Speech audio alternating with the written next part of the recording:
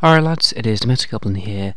Today I am doing a first attempt at a League of Legends champion guide. Now, the reason why I'm making this guide is because, well, I thought I'd bring back actual gaming guides to the channel. Like, the original content, the core content of this channel was releasing PvP competitive guides, so I thought I'd have a little go at doing a League of Legends guide, but it is my first attempt, so go easy on me in the comment section. This also doesn't mean I'm going to become a League of Legends YouTuber in any way.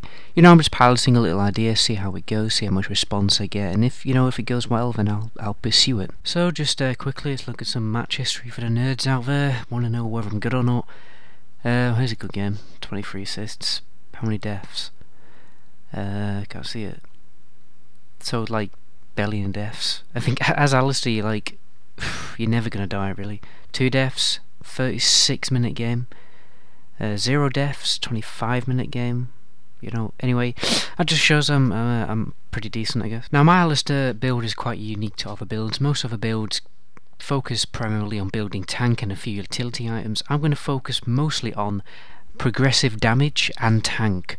Especially a lot more health. We're going to be exploiting Alistair's passive ability, which, if you don't know, is called Trample. Basically, whenever you cast any or one of your abilities, you start doing a ticking dot damage in a certain range. What this build does basically is it exploits that by stacking items fairly similar to that item. But we'll talk about more of that in the item section. For runes, my runes aren't completely perfect. At the end of the day, you can go Mobify to check out runes. The only thing I do want to talk about, however, is cooldown reduction. A lot of people diss cooldown reduction, but there's nothing wrong with cooldown reduction as a support, because when you build more cooldown reduction, you're going to be able to build more tank, because you won't have to spend as much gold on cooldown reduction items that don't have health. So take a quick look at the masteries. You can look at these on Mobify.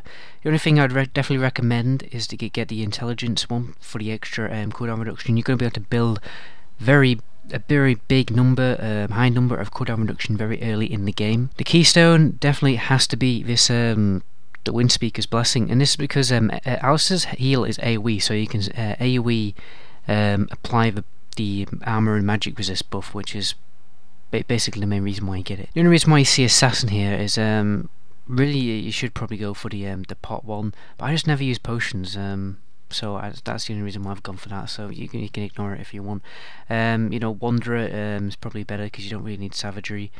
Bandit obviously for the gold. You can build into ferocity, but I prefer to build into resolve just to build a bit more tank. So let's go for the build. First of all, when you're building against a heavy AD team, which is probably most of the time, even if there's like one AP champion, I probably won't even buy magic resist. I probably won't even bother. But obviously, if there's more magic resist, then we have a magic resist swap items. But anyway, in your start, you definitely want to go for a relic shield and bead, or you can go substitute that with potions. The reason why I kind of don't like potions, because you've got to heal. I just think it's a little unnecessary, wastes 150 gold kind of. But really, if you want potions, you can go for potions. When you've stacked up 1,700 gold, that is when you recall. And the reason why you recall is mostly to get boots. And the reason why you're going to buy boots very early in the game, and very simply, it gets you kills. You're going to be so faster than everyone else in the game. You're going to be able to catch up with people and do your stun combo. It gets you kills very early in the game. Gets your ADC fed. It's mandatory item to get very early game. And if you're going to back, you should also save up for the Targon's Brace in your first back, because you can get. It just has a little bit more. It has free charges off a Spoils of War, so you can keep your ADC in lane for a bit longer with those really nice heals. Obviously, when you stack that with your your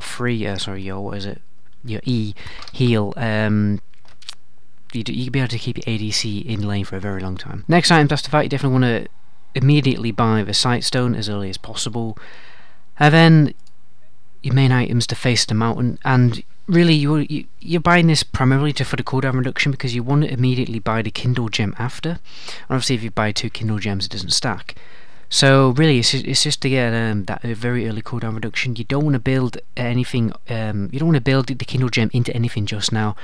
Just get the cooldown reduction from it, so you get very early cooldown reduction. And now the next items. This is when the build becomes a bit rotty, and this is when the damage of the build increases. You're going to build the Sunfire Cape and Form Mail.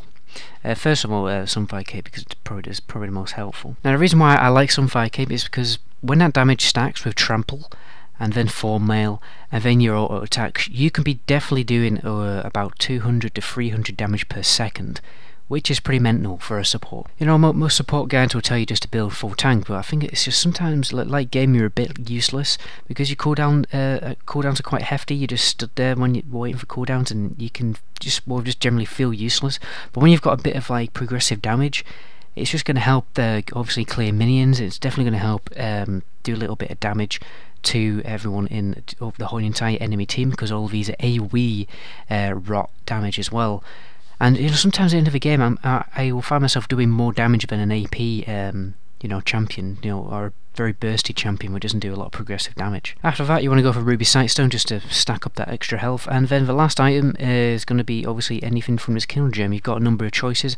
I'm going for this, you know, just for the extra armor, which means extra damage on Full Mail. Obviously, if against a heavy AD team, this is the one you want to go for, and obviously it also turns off turrets. You can go for Spirit Visage if you're, you know, because that extra 20% heal is nice.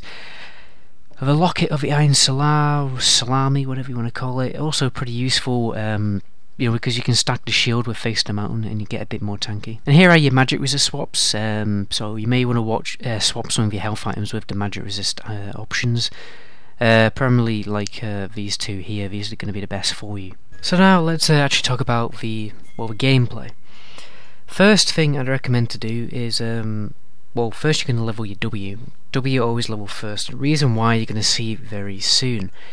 You're going to basically, whatever you call these, the turtle monsters, what you're going to do is you're going to charge the smaller one, right? And then when you charge the smaller one will go through the wall, and then it'll take like a certain amount of time for him to run back to the jungler. So really what it does is it reduces a lot of damage on the jungler, so he can take down each mob one by one. We will say in this clip that I actually made a mistake, forgot to actually buy items. Obviously don't do something like that. My excuse was that I was editing this video in the background. So, you know, as far as your leveling order goes, you want to level your W first to full, and then your, what was it, Q? Sorry, I don't use a default key. So you level your Q to full, and then you level your E to full. Now the reason why I don't level the ult that much, because the damage reduction doesn't increase.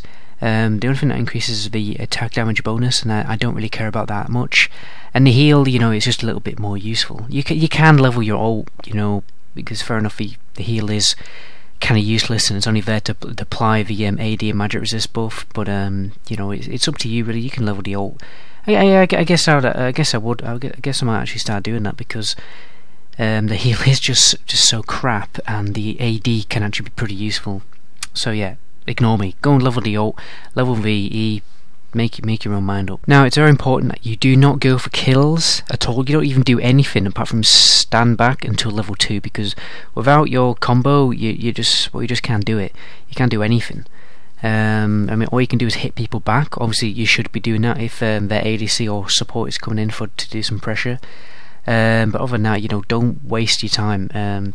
Wait for level 2, otherwise you're just going to get killed. Now the main thing to learn is Alistair, which is why you could consider Alistair quite a difficult champion to learn actually, because his combo, the charge and stun combo, is actually pretty hard to pull off, because you need really good reflexes to do it.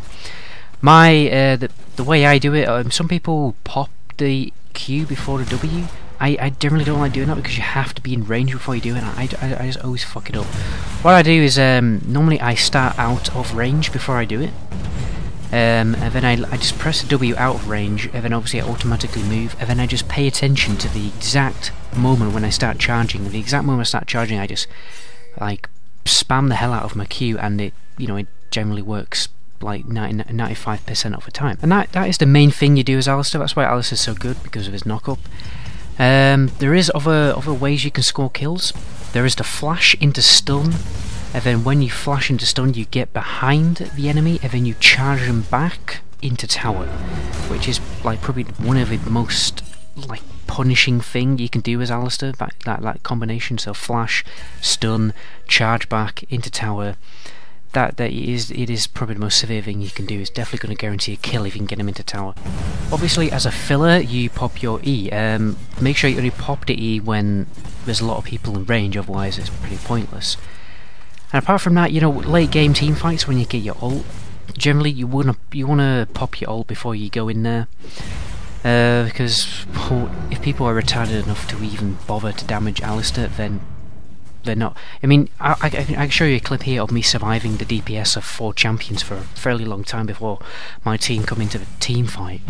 So generally you want to pop that, before you go in there, just so you can soak up all that damage.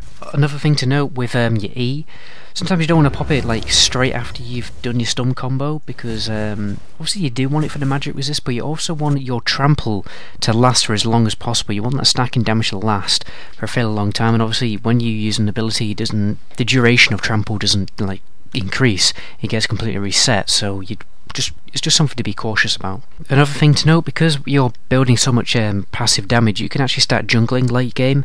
Say for instance, you obviously you don't want to do it if the jungler is still jungling, but it is sometimes beneficial to do a bit of jungling to get your XP up. As a support, obviously your XP is going to be fairly low. You could build up a bit of gold just when there's like absolutely nothing to do and you can't go in lane, because going into lane is a little bit too dangerous. So just be mindful, you can just go into the jungle and start doing stuff. Another thing, always remember to use Face of the Mountain. You can use it on allies, but most of the time when you use it on allies, they just kind of like escape every time you've used it. So generally I mostly just apply it to myself, and when you apply it to yourself on top of the your ult, then you just will not die. I think Alistair is potentially the most tankiest. I think who could be more tanky than Alistair? I don't know. But just because of that ult, I think during his ult he literally is the most tankiest champion in the game when his ult is active. Always remember to use Relic Shield like as often as possible. If your ADC is low on health, you want to make sure those stacks keep coming back as quickly as possible. Obviously stack that with your E as we talked before, and you can keep the ADC in game for a very, very long time. As far as exhaust goes, you want to be using exhaust like exactly after a stun combo. I forgot to mention that it's like the best time to use it, because you're right in there, and it's just like it's very rarely that anyone is ever going to escape that. Now let's talk about wards. The main ward you want to put up is the bush ward, and be careful about the bush ward. Some people put it quite early, well, I don't know how to, like short in the bush. You want to put it as far in the bush and as back into the bush as possible, and it's because why is it? Yeah, it's because of teleport ganks. It's like the perfect ward for a teleport gank if your top ever bothers to do it. If you see your top like bloody teleporting just to get back in lane faster, then immediately just fucking kick him off your team. But yeah, just put that ward down there to set up your teleport gank from your top. Normally it's when the enemy ADC and support are really pushed in, you can coordinate that with your top, and you can just TP in with the jungler, and you've got like a 4v2 team, and you can wipe them up. It's a pretty good tactic. Your next ward is Ward the Dragon. I just ward the Dragon very early in the game, because you've got 2 wards now early game. Make sure you keep the dragon warded, and it basically just keeps a whole of the area warded. The other ward is the bush, if above team, what do you call it, above the tower. So just like your ADC, just tell your ADC to put the wards there. You gotta kind of tell your ADC where to fill in the wards, and he can fill in the wards with the bushes, the jungle bushes near the bottom lane. And that's pretty much it. As long as you retain all those wards, it's pretty rare that you're ever going to get ganked. And even if you do get ganked, Alistair's just so good at like basically telling a jungler to fuck off, really. With his W, you can charge him away, and maybe follow up with his stun. It's very difficult to actually get your ADC ganked, but obviously it can happen. I'm not saying it's impossible, but yeah. The last piece of advice I can give you is to use your abilities to trigger trample while on turrets, because the trample damage will actually affect turrets. But anyway lads, that is pretty much the end of this guide. I can't really tell you much more else. If there's something I've missed, then obviously ask about it in the description. This guy's probably got a bit too long. Again, this is like my first League of Legends guide, so go easy on me. Fair enough, I haven't been playing for that long, but I've been playing Alistair quite a lot. The main advice I can give you to get better at League of Legends is literally just queue the hell out of Alistair. That's the only thing you do, really. I mean, after about 10 games, you're going to be getting 20 assists each game, without a doubt. He is pretty hard to get used to because of that stun combo. Once you master that, he is just so powerful. Anyway, that is my Alistair guide. My name is the Meta Goblin. Until my next video, ciao.